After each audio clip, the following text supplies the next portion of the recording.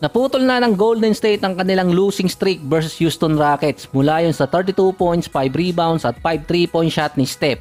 Si Wiggins naman balik ulit sa dating game na meron siyang 12 points at 7 rebounds. Si Klay Thompson naka 20 points na sa unang pagkakataon ngayong season na may kasama pang 5 3-point shot. Struggling pa rin ngayon si Klay Thompson at pinag-uusapan sa iba-ibang website, nilagay na rin siya sa trade rumors. Meron na rin kasi mga analyst na nagsabing i-trade na lang si Klay Thompson habang meron pang value. Si Zach LaVine, mainit yung trade ngayon sa kanya dahil kasama doon yung mga teams gaya ng Miami, Sixers, Lakers, San Antonio, pumasok na rin sa usapan yung Sacramento. Base kasi kay Sham, ang Kings ay magiging involved sa trade sa 3 players, kina LaVine, Pascal Siakam at OG Anunoby. So maalin doon ang makuha nila. Kapag nangyaring makuha isa man sa mga players na nabanggit kanina, may iba yung structure sa West.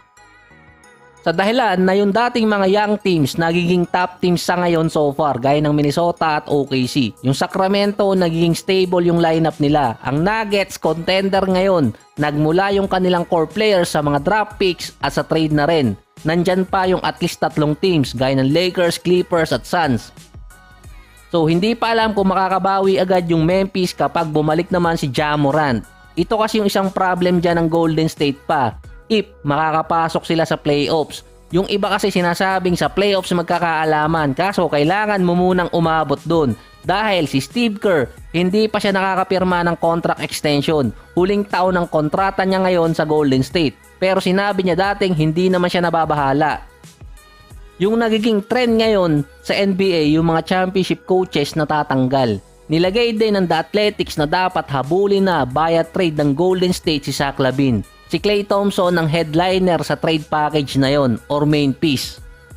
Ito ay para hindi sila dumaan sa tinatawag na rebuilding process habang si Steph nasa Golden State pa. Magiging pabor yun sa Bulls dahil mawawala ang kontrata ni LaVine, expiring naman si Klay Thompson. Madaling makakapag-reset ang Bulls sa rebuilding process. Si Steph pa ang leading scorer ng Golden State ngayon, 30 points per game. Ang second doon, si Klay Thompson, 14 points per game. So malaking diferensya. Ang susunod pa sa kanya, si Kuminga na meron naman 12 points per game. Kung iti-trade kasi si Klay Thompson, ang pwedeng masama sa package na yon, si Kuminga din at yung ibang draft pick ng Golden State. Dahil si Kuminga makakapirma ng new contract pagdating ng off-season. So pwedeng makakuha ng kapalit or maalis itong si Kuminga ng walang kapalit. Maalin man dun. Pero dito naman magkakaiba. Hindi kasi ideal sa Golden State na kunin si LaVine na mapapanatili ng Warriors yung kanilang asset at ibang players para sa last push ng career ni Steph dahil sa contract.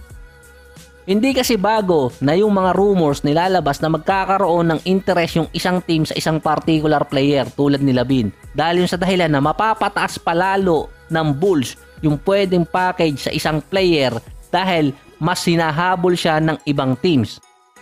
Kapag mataas yung demand sa player at mababa nga lang yung supply nila, hahabulin talaga ng ibang teams yun. Ngayon meron naghahabol kay LaVine, hindi tulad dati kay James Harden. Kaya pansin nyo, hindi mawawala ang Lakers sa trade rumors. Kahit technically impossible nila makuha yung player dahil sa kontrata nila.